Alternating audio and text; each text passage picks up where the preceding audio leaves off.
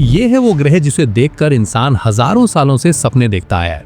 और सबसे क्रेजी बात यह है कि अगले 10 से 20 सालों में हम में से कोई भी इस ग्रह पर कदम रख सकता है। जी हाँ, मैं बात कर रहा हूँ मंगल ग्रह की, जिसे हम मार्स भी बुलाते हैं। अब आप सोच रहे होंगे कि भाई पृथ्वी तो है ही इतनी खूबसूरत, तो फिर मंगल पर जाने की जरूरत क्या है? वेल, यही सवाल मैंने भी खुद से पूछा था, और जब मुझे इसका जवाब मिला तो मेरा दिमाग हिल गया था। देखो, एक बहुत ही डरावनी सच्चाई है जो हम सबको समझनी चाहिए, और वो ये है कि पृथ्वी हमेशा सेफ नहीं रहेगी। 6.6 करोड़ साल पहले एक एस्टेरॉयड ने पूरी की पूरी डायनासोर स्पीशीज को खत्म कर दिया था, सिर्फ एक टक्कर में। अब सोचो, अगर ऐसा कुछ आज हो गया तो पूरी इंसानी सभ्यता एक झटके में खत्म हो जाएगी। और इसीलिए दुनिया के सबसे बड़े साइंटिस्ट्स और विजनरीज कह रहे हैं कि इंसानों को मल्टी प्लैनेटरी स्पीशीज बनना होगा, यानी कि एक से ज्यादा ग्रहों पर रहना होगा, वरना हमारा भविष्य बहुत ही रिस्की है। अब यहाँ पर एक बहुत ही इंटरेस्टिंग क्वेश्चन आता है कि अगर हमें दूसरे ग्रह पर जाना ही है तो मार्स ही क्यों? देखो, हमारे सोलर सिस्टम में 8 प्लैनेट्स हैं, और इनमें से ज्यादातर या तो बहुत ज्यादा गर्म हैं या बहुत ज्यादा ठंडे हैं, या फिर इनके पास सॉलिड सरफेस ही नहीं है, जैसे जुपिटर और सैटर्न जो कि गैस जायंट्स हैं। अब वीनस को देखो, जो हमारा सबसे करीबी पड़ोसी है, तो वहां का टेम्परेचर 450 डिग्री सेल्सियस है, जो कि इतना गर्म है कि लेड भी पिघल जाए, और एटमॉस्फेयर में सल्फ्यूरिक एसिड के बादल हैं जो किसी भी चीज को डिसॉल्व कर देंगे। तो बेसिकली वीनस पर जाना मतलब इंस्टेंट डेथ है। अब मार्स की बात करें तो ये हमारी पृथ्वी से बहुत सारी चीजों में मिलता जुलता है। मार्स पर एक दिन 24 घंटे 37 मिनट का होता है, जो ऑलमोस्ट पृथ्वी जैसा ही है। वहां पर सीजन्स भी आते हैं जैसे यहाँ आते हैं। मार्स की सरफेस सॉलिड है, जिस पर हम चल सकते हैं और बिल्डिंग्स बना सकते हैं। वहां पर पानी भी है बर्फ के रूप में पोल्स पर और जमीन के अंदर। और सबसे इंपॉर्टेंट बात यह है कि मार्स हमसे रिलेटिवली पास भी है, करीब 22.5 करोड़ किलोमीटर की दूरी पर एवरेज में। मगर अब यहाँ पर असली चैलेंज शुरू होता है, और वो ये है कि मार्स पर पहुंचना और वहां सरवाइव करना बिल्कुल भी आसान नहीं है। देखो, पृथ्वी से मार्स तक जाने में रॉकेट को करीब 7 से 9 महीने लग जाते हैं, क्योंकि दोनों प्लैनेट्स अपनी अलग अलग ऑर्बिट्स में सन के चारों तरफ घूम रहे हैं, और हमें एक स्पेसिफिक विंडो में लॉन्च करना पड़ता है जो हर 26 महीने में एक बार आती है। इसका मतलब ये है कि अगर कोई मिशन मार्स के लिए निकला और कुछ गलत हो गया तो वापस आने का ऑप्शन नहीं है तुरंत, आपको वहीं रहना पड़ेगा मंथ्स तक। और यही रीजन है कि मार्स मिशन को वन वे टिकट भी बुलाते हैं कुछ लोग। अब जरा इमेजिन करो कि आप मार्स पर पहुंच गए और स्पेसशिप का डोर खोला और बाहर की दुनिया देखी। सबसे पहले आपको एक लाल रंग का डेजर्ट दिखेगा जो चारों तरफ फैला हुआ है। मार्स को रेड प्लैनेट इसीलिए बुलाते हैं क्योंकि वहां की सॉइल में आयरन ऑक्साइड है, जिसे हम रस्ट भी कहते हैं, और यही उसे लाल रंग देता है। आसमान की तरफ देखोगे तो वो भी अजीब सा पिंकिश ब्राउन दिखेगा, पृथ्वी जैसा नीला नहीं। अब यहाँ पर पहला बड़ा प्रॉब्लम आता है कि मार्स का एटमॉस्फेयर बहुत ही थिन है। कितना थिन है ये समझो कि पृथ्वी के एटमॉस्फेयर का सिर्फ 1% है मार्स का एटमॉस्फेयर, और जो थोड़ा बहुत एटमॉस्फेयर है वो 95% कार्बन डाइऑक्साइड से बना है, जो हमारे लिए पॉइजनस है। मतलब अगर आपने स्पेस सूट उतारी तो आप सिर्फ 15 सेकेंड्स में बेहोश हो जाओगे और 2 मिनट में आपकी डेथ हो जाएगी। तो बेसिकली मार्स पर बिना स्पेशल इक्विपमेंट के 1 मिनट भी सर्वाइव करना इम्पॉसिबल है। टेम्परेचर की बात करें तो मार्स पर एवरेज टेम्परेचर -60 डिग्री सेल्सियस है। ये इतना ठंडा है कि अंटार्कटिका भी इसके सामने गर्म लगे, और कभी कभी तो टेम्परेचर -125 डिग्री सेल्सियस तक गिर जाता है, जो इतना एक्सट्रीम कोल्ड है कि आपका खून भी जम जाए। अब रेडिएशन का इशू भी है जो बहुत सीरियस है। देखो, पृथ्वी पर हमारे पास एक मैग्नेटिक फील्ड है जो सन से आने वाली हार्मफुल रेडिएशन को ब्लॉक कर देती है, मगर मार्स के पास ये मैग्नेटिक फील्ड नहीं है, और इसीलिए वहां पर कॉस्मिक रेडिएशन और सोलर रेडिएशन डायरेक्टली सरफेस पर आती है। 1 साल मार्स पर रहने से आपको उतनी रेडिएशन मिलेगी जितनी पृथ्वी पर 8 साल में मिलती है, और ये रेडिएशन कैंसर का रिस्क बहुत ज्यादा बढ़ा देती है। तो बेसिकली मार्स एक हॉस्टाइल एनवायरनमेंट है जो हर तरीके से आपको मारने की कोशिश करेगा। अब सवाल यह है कि अगर मार्स इतना डेंजरस है तो फिर हम वहां जाना चाहते क्यों हैं और जाएंगे कैसे? देखो, करंटली दुनिया की सबसे एम्बिशियस कंपनी जो मार्स पर जाने की तैयारी कर रही है वो है स्पेसएक्स, जिसके फाउंडर एलॉन मस्क हैं। एलॉन मस्क ने बिल्कुल क्लियरली कहा है कि उनका अल्टीमेट गोल मार्स पर एक सेल्फ सस्टेनिंग सिटी बनाना है जिसमें 10 लाख लोग रह सकें। अब ये सुनने में बहुत क्रेजी लगता है, लेकिन जब आप देखोगे कि स्पेसएक्स क्या बना रही है तो आपको लगेगा कि ये सपना पूरा हो सकता है। स्पेसएक्स ने स्टारशिप नाम का एक रॉकेट बनाया है जो अब तक का सबसे पावरफुल और सबसे बड़ा रॉकेट है। ये रॉकेट 100 से 150 मेट्रिक टन का पेलोड मार्स तक ले जा सकता है, और सबसे इंपॉर्टेंट बात यह है कि ये फुली रीयूजेबल है। मतलब जैसे एरोप्लेन बार बार उड़ता है वैसे ही ये रॉकेट बार बार यूज हो सकता है, जिससे कॉस्ट ड्रामेटिकली कम हो जाती है। पहले एक रॉकेट लॉन्च करने में सैकड़ों करोड़ रुपए लगते थे और रॉकेट एक बार यूज होकर समुद्र में गिर जाता था। मगर स्पेसएक्स का रॉकेट वापस आकर लैंड कर जाता है और फिर से यूज हो जाता है। इसी टेक्नोलॉजी की वजह से मार्स मिशन पॉसिबल हो पाया है, क्योंकि पहले मार्स जाने का कॉस्ट इतना ज्यादा था कि कोई अफोर्ड नहीं कर सकता था। अब प्लान ये है कि पहले अनमैन्ड मिशंस भेजे जाएंगे जो मार्स पर सप्लाईज और इक्विपमेंट पहुंचाएंगे। फिर उसके बाद पहला मैन्ड मिशन जाएगा, जिसमें शायद 10 से 20 एस्ट्रोनॉट्स होंगे। ये पहले लोग वो ब्रेव सोल्स होंगे जो जानते हुए भी जाएंगे कि शायद वो कभी वापस ना आए। इन्हें मार्स पर बेसिक इंफ्रास्ट्रक्चर सेटअप करना होगा, जैसे कि हैबिटेट मॉड्यूल्स लगाना, ऑक्सीजन जनरेशन सिस्टम सेटअप करना, सोलर पैनल्स इंस्टॉल करना और पानी निकालने का सिस्टम बनाना। अब आपके मन में ये क्वेश्चन जरूर आ रहा होगा कि मार्स पर रहेंगे कहाँ? देखो, शुरुआत में तो एस्ट्रोनॉट्स प्री फैब्रिकेटेड हैबिटेट्स में रहेंगे जो पृथ्वी से ही भेजे रहेंगे। ये बेसिकली बड़े बड़े प्रेशराइज्ड पॉड्स होंगे जिनके अंदर कंट्रोल्ड एनवायरनमेंट होगा, टेम्परेचर रेगुलेट होगा, ऑक्सीजन सप्लाई होगी और रेडिएशन प्रोटेक्शन होगी। मगर ये लॉन्ग टर्म सोल्यूशन नहीं है, क्योंकि इतना सारा मटेरियल पृथ्वी से भेजना बहुत एक्सपेंसिव है। इसीलिए साइंटिस्ट्स एक बहुत ही क्लेवर आइडिया पर काम कर रहे हैं, जिसे इन सीटू रिसोर्स यूटिलाइजेशन कहते हैं। मतलब मार्स पर जो रिसोर्सेज अवेलेबल हैं उन्हीं से कंस्ट्रक्शन करना। और सबसे बेस्ट ऑप्शन क्या है? ये है कि मार्स की जमीन के अंदर बसना। जी हाँ, अंडरग्राउंड हैबिटेट्स बनाना जो रेडिएशन से भी बचाएंगे और टेम्परेचर भी स्टेबल रखेंगे। मार्स की सरफेस से कुछ मीटर्स नीचे जाते ही रेडिएशन की प्रॉब्लम सॉल्व हो जाती है, क्योंकि सॉइल रेडिएशन को एब्जॉर्ब कर लेती है। प्लस अंडरग्राउंड टेम्परेचर भी ज्यादा स्टेबल रहता है। अब एक और फैसिनेटिंग कॉन्सेप्ट है जिसे 3D प्रिंटिंग से कंस्ट्रक्शन कहते हैं। आइडिया ये है कि हम मार्स पर बड़े बड़े 3D प्रिंटर्स भेजेंगे जो मार्स की सॉइल को यूज करके बिल्डिंग्स प्रिंट कर देंगे। मार्स की सॉइल में आयरन और अदर मिनरल्स हैं जो कंस्ट्रक्शन मटेरियल की तरह यूज हो सकते हैं।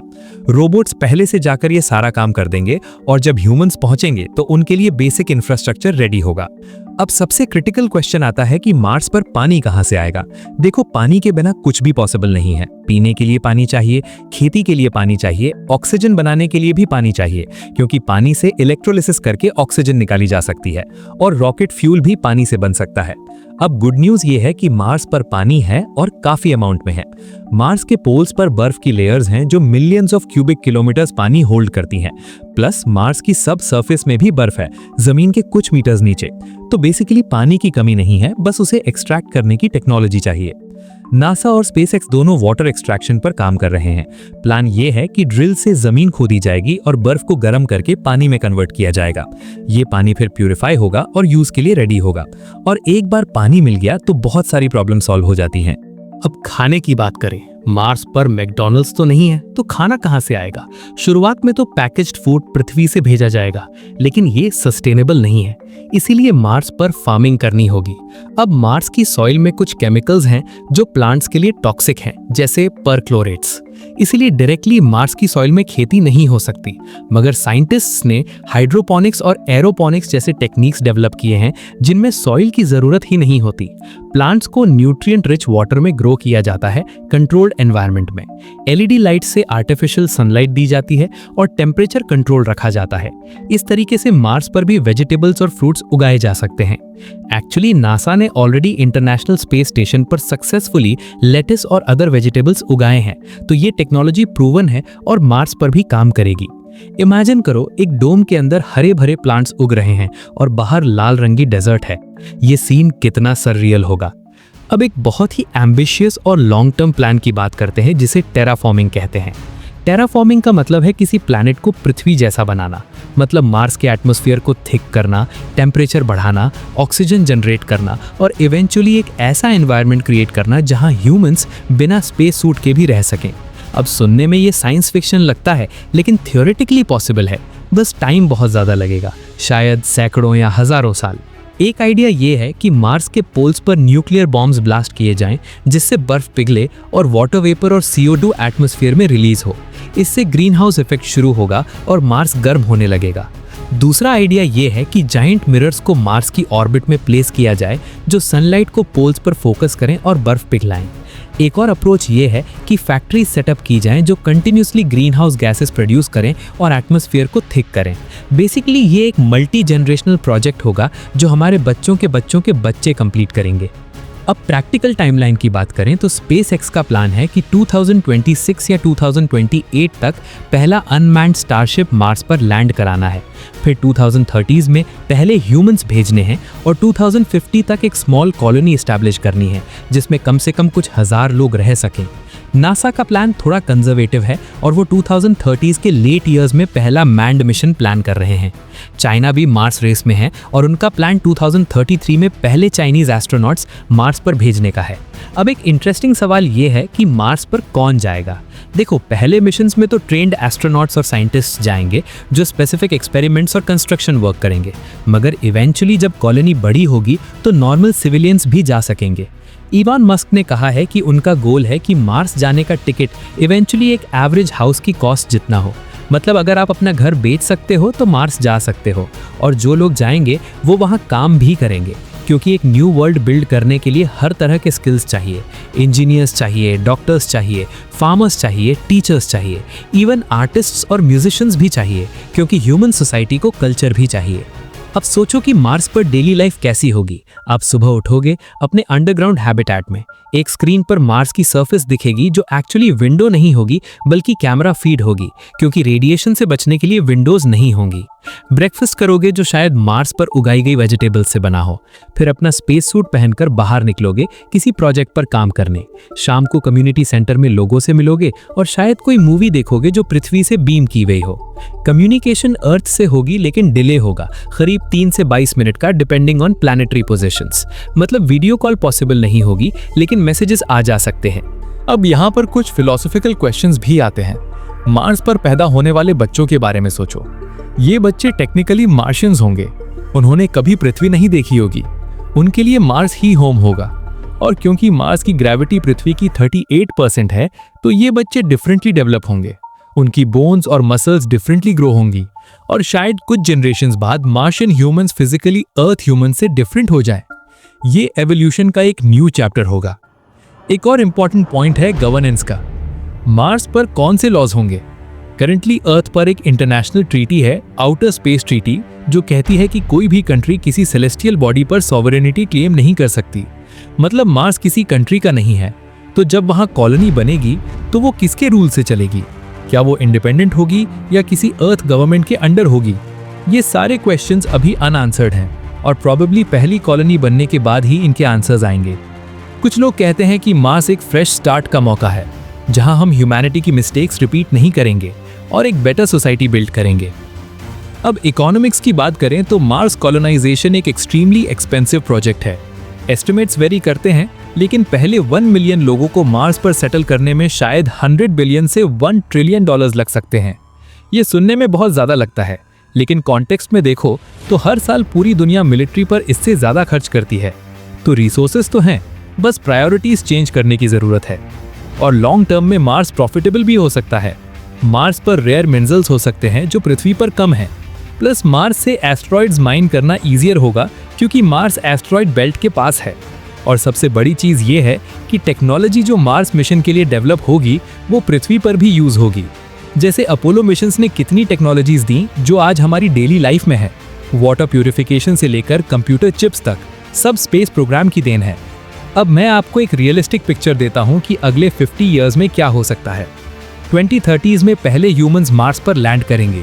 ये एक स्मॉल टीम होगी जो कुछ मंथ्स रहकर वापस आएगी। 2040s में परमानेंट आउटपोस्ट एस्टैब्लिश होगा जहां रिसर्चर्स कंटिन्यूअसली रहेंगे। 2050s में पहली प्रॉपर कॉलोनी बनेगी जिसमें शायद कुछ 100 लोग हों। 2060s और 2070s में कॉलोनी एक्सपैंड होगी और हजारों लोग रहने लगेंगे। और सेंचुरी के एंड तक शायद मार्स पर एक फुल फ्लेजेड सिटी हो जिसमें लाखों लोग रहें। ये एम्बिशियस लगता है, लेकिन रिमेंबर करो कि 1903 में राइट ब्रदर्स ने पहली एयरप्लेन उड़ाई थी और सिर्फ 66 साल बाद 1969 में हम चांद पर थे। ह्यूमन प्रोग्रेस एक्सपोनेंशियल है, लीनियर नहीं। अब फाइनली मैं आपसे एक पर्सनल थॉट शेयर करना चाहता हूँ। मार्स कॉलोनाइजेशन सिर्फ एक साइंटिफिक अचीवमेंट नहीं है, ये ह्यूमैनिटी की स्पिरिट का रिप्रेजेंटेशन है। हम वो स्पीशीज हैं जो अफ्रीका से निकले और पूरी पृथ्वी पर फैल गए। हमने ओशंस क्रॉस किए, माउंटेन्स क्लाइंब किए और हर इम्पॉसिबल को पॉसिबल बनाया। मार्स जाना उसी जर्नी का नेक्स्ट स्टेप है। कुछ लोग कहेंगे कि पृथ्वी की प्रॉब्लम सॉल्व करो पहले, और वो वैलिड पॉइंट है, लेकिन हिस्ट्री बताती है कि एक्सप्लोरेशन और प्रॉब्लम सॉल्विंग साथ साथ चलते हैं। एक के लिए दूसरे को छोड़ने की जरूरत नहीं है। और सबसे इंपॉर्टेंट बात यह है कि जब आप नाइट स्काई में मार्स को देखो जो एक रेडिश डॉट की तरह दिखता है, तो याद रखो कि शायद आपकी लाइफ टाइम में उस डॉट पर सिटीज बन जाए और लोग रहने लगे।